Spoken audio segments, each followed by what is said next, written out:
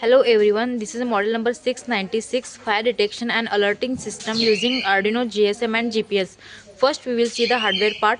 This is LCD display, Arduino Uno, voltage regulatory circuitry, relay circuit, GSM, GPS, red LED to indicate when fire is detected and green LED when there is no fire.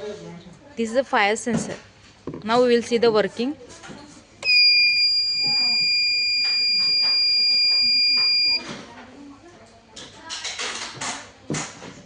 Now it is indicating no fire alert. When it detects the fire, it turns on the pump, then send the location to the predefined number and turns on the red LED when fire is detected. Look at this, we have received here message and get the call. Here displaying calling to first number. After that it will display calling to second number.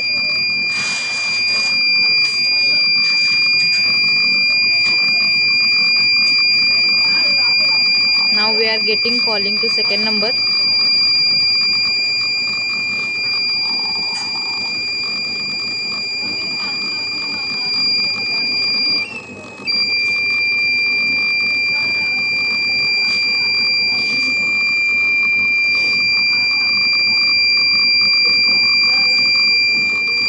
Here we have get the call. That's all. Thank you.